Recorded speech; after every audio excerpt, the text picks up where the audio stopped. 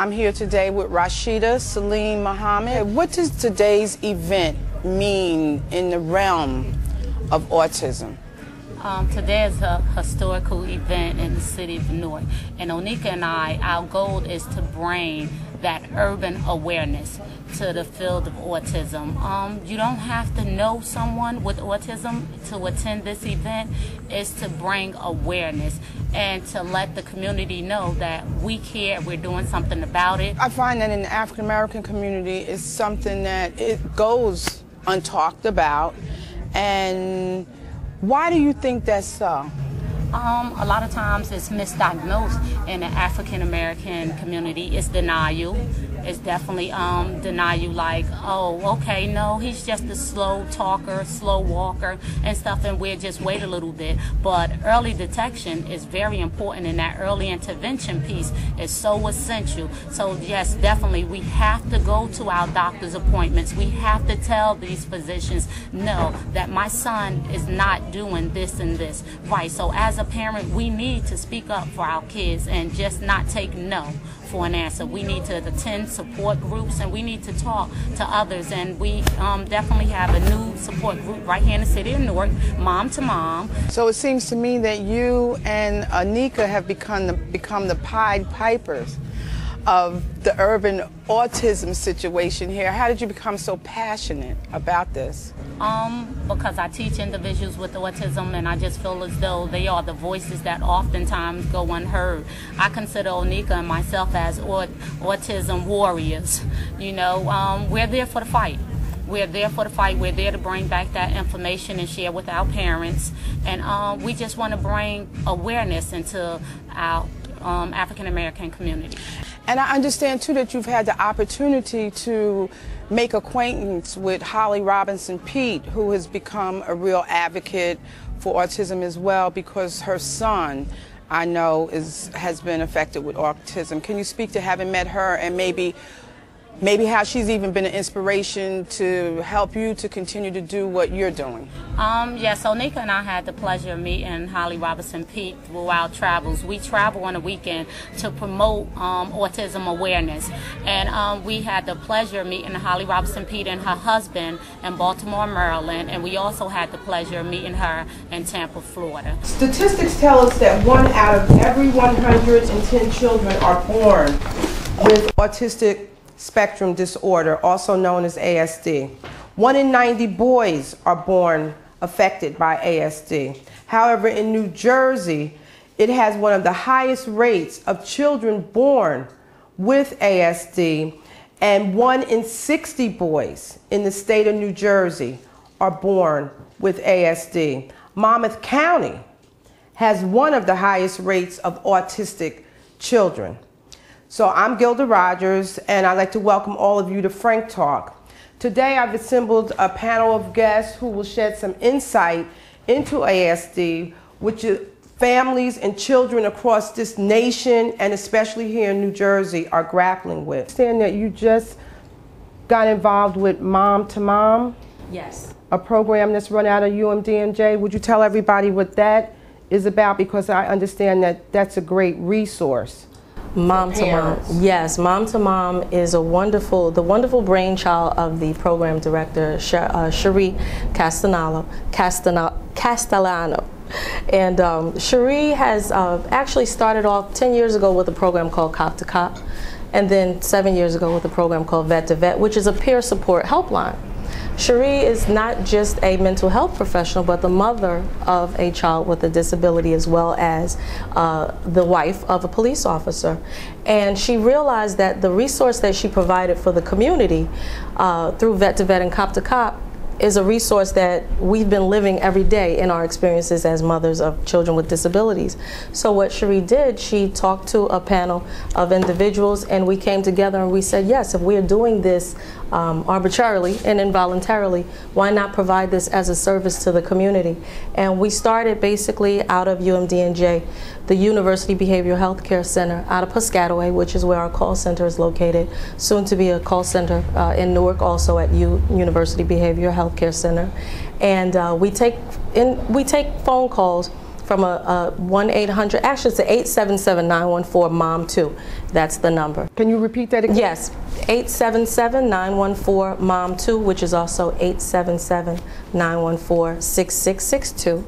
When you call the helpline, you not only talk to peers, and I'm a volunteer peer support counselor there, you talk to peers who've lived your life, who've walked in your place, who've walked in your shoes, who can sympathize and empathize with some of your situations and your conditions.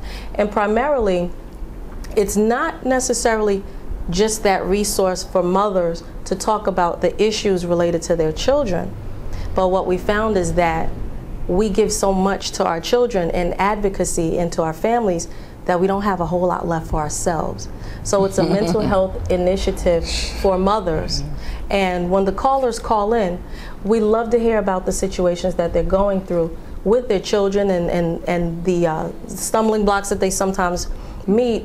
We love to give resources and provide that help. But what we love even more is to say, how was your day? How are you doing? You know, has someone said that I love you to you today? We love you, and love yourself, and that's important. Have you read a good book lately? What have you watched on television? Have you tried the yoga classes in your community? We try to provide all of those types of resources to the moms because it's really important for moms to understand that unless we're running at 100% or even 50%, it's hard to give the resources and give of ourselves when we have not a whole lot left. So Mom to Mom is a help support line, and we also have support groups throughout Essex County right now. It is a New Jersey-wide initiative, and primarily we have taken well over 300 calls, and we have well over 300 cases where there are mothers who do call in and say, thank you, I'm glad you're here. And it's not just the helpline where you just call us and we talk to you and you're just a number. We actually call you back. Can they call there for any specific resources and you can connect them if they're dealing with a particular issue? Yes, actually specifically for mothers of children with disabilities, but the issues are not limited to just your child with a disability. For instance, if a mom calls in and says, I don't have heat in my home and I don't know what to do. If a mom calls in and says, I think I'm going to be evicted. So we will, if we cannot find them resources within our database, we will provide them with an extension. And we have a great relationship also with Autism New Jersey. How do you interact and connect with students on the spectrum, being that some are more cognitively developed than others? How, as an educator, are you able to reach those students? First, I would like to say that I learn just as much from my students as my students learn from me. And sometimes, and I always put the analogy into place with Charlie Brown, that sometimes when we're talking to individuals with autism, it's like sometimes they're hearing want, want, want, want, want, want. So I sort of relate to my students, and first of all, you have to have that passion. You have to have that passion, you have to understand. Usually when I tell individuals that I teach individuals with autism, the first response I get is sort of like sympathy or some type of empathy. Oh wow, how can you do that? Well, you have to have a lot of patience, but you have to have patience for anything you do. You have to have patience for anything you do. And one thing in my classroom is that I teach my students that there's no difference between us and anyone else. So the passion comes to place, and I empathize with them just as well. I have them to interact. They learn from each other. They don't know that there's nothing wrong with them. And I place the child first, not the label. If you enter into my classroom, it's set up just like a regular ed classroom setting. If you walked in there, you could not tell that they were individuals with special needs. And the environment in that classroom is like a safe haven for them. We're following the core curriculum content standards, so they're doing other things that other second and third graders are doing. So it's not, okay, well, I have empathy for them because they have special needs. No, I tell her, you know, their special needs, and I put my lesson plan so that it fits their needs opposed to my needs. So if I'm giving my kids an assignment and all of them get the assignment wrong, I don't chastise them or I don't make them feel bad. It comes back to me. So I need to revise my lesson plans, I need to modify, I need to adapt, I need to bring more visual aids. But definitely it starts with that passion. And I'd like to say in my own educational process and learning about autism that I was watching a show the other night and the woman said that we're talking about all of these children who are born autistic, but they grow up to be adults. These children grow up to be adults. So my question is, as a parent, Valerie, of an adult child that was born autistic, what are some of the challenges that you're facing? And I know that your son was born in 1982, when we didn't hear too much about autism, and I think it was probably in the dark, and now it's come to the light. So I want to know from you, what are some of the challenges that you faced, and right now, with your son being an adult, still, what are those challenges that you're facing? Hi everybody, thank you for coming and thank you for having me, excuse me. I'm excited about being here today because, and even as we were speaking today, when both of the ladies were making their presentations, we're talking about children with autism. And with respect to education to the public, the average public person still perceives autism being associated with children. And I represent the population of children who have grown up. My son is 31 years old, and he is an adult living with autism. And the transition from getting him from being a child living with autism to an adult living with autism has been a very interesting challenge.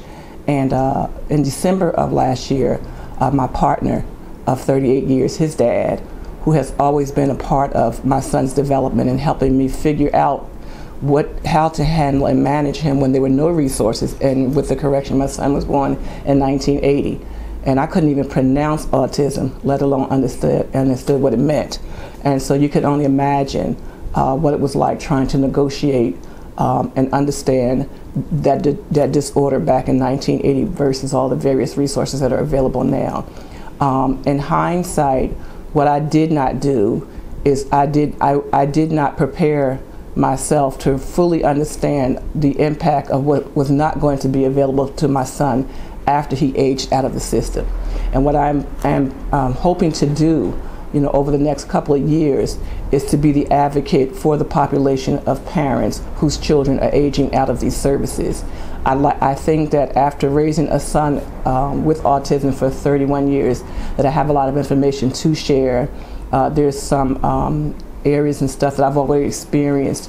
You know, our children are autistic, but they still have sexuality issues that have to be addressed. Our children are autistic, but they still want friends. Our children are autistic, but I have to make a decision about my son if something happens to me. My husband is deceased now. What's going to happen to my baby if something happens to me? My son is 31 years old, and he did not have any speech, and I got my son to the point that he was functional. He went to the University of North Carolina at Chapel Hill, got into there through regular admission. He clocked a perfect score on the math section of the SAT. He got admitted into the United States Navy and was selected to be a Marine Corps candidate. But the various components of his autism eventually caught up with him, and he wasn't able to manage through, you know, those systems as he stayed in it over an extended period of time.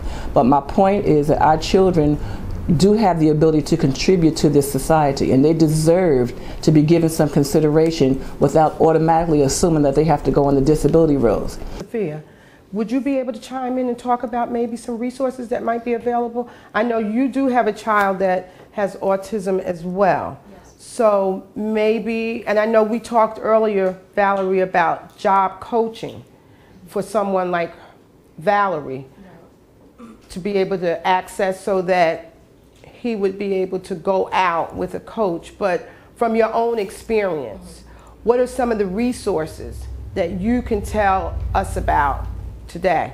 Well, one of the audience members mentioned DVR, and I've never used the alphabet so much until I've come into the world of disabilities, and there's so many acronyms and myriad of acronyms, and DVR stands for Division of Vocational Resources. Okay, and then there's DDD, the Division of Developmental Disabilities, and then there's the DDC, which is the Division Developmental Disability Council. And actually, one of my greatest resources came from the DDC, which is a program called Partners in Policymaking. Partners in Policymaking is through the Developmental Disabilities Council through the state of New Jersey. And it's a program that takes either parents or caregivers of individuals with disabilities or self-advocates, which is a person who is an adult with disabilities. And we come together once a month, 1 week in a month in Trenton, at the Trenton Marriott actually, and we come there from Saturday afternoon till Sunday afternoon for training, for workshops. We have to bunk with one another, and it's the most wonderful experience when I, a mother of a child with disability, am sharing a room with an individual, an adult with disabilities, and that adult may need a personal assistant or may not. They may have cerebral palsy, they may have autism. There's just so many disabilities to put on the table, so to speak. But the wonderful thing about that is that it opens